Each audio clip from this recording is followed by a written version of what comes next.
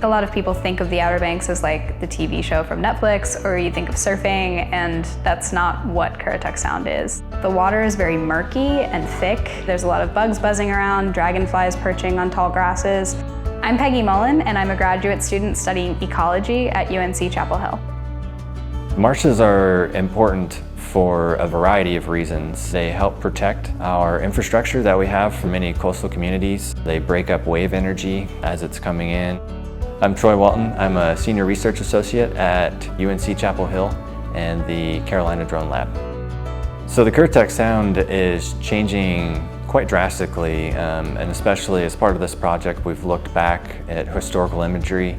So for example, we saw an aerial image that was taken in the mid-60s, and one of the sites that is currently being assessed for restoration used to be one large complex. Now it's totally fragmented into many different smaller sections, and it's just trending more and more in that direction. So if nothing happens, that marsh is going to end up drowning in the very near future.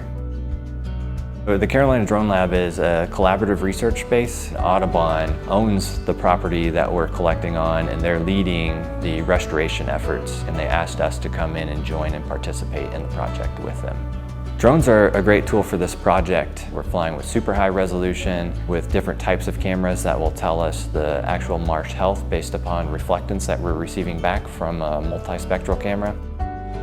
The larger project in Currituck Sound for the Carolina Drone Lab is more focused on the marsh side of things. It's focused on sediment, and sediment can be used to help marshes survive, which I'm interested in, but I'm also interested in the submerged aquatic vegetation, or SAV. Submerged aquatic vegetation is just any plant that grows underwater. So there's kind of a conversation right now about whether SAV has sediment trapping abilities or whether it's a sediment provider to the marsh. And generally, marshes are always kind of in this war for sediment. They need sediments to survive, and especially with sea level rise, the marshes are continuing to need even more and more sediment.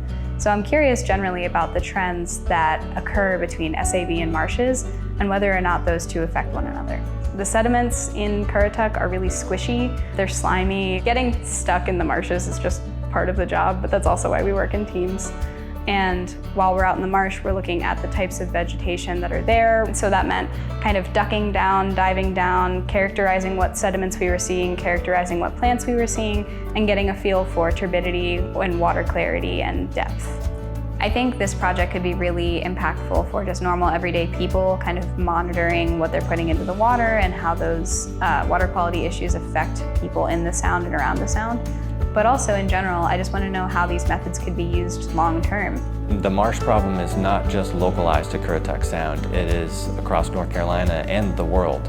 So if we can better understand what's happening here, then we're able to take these strategies and then expand them to the state and then hopefully further beyond that as well.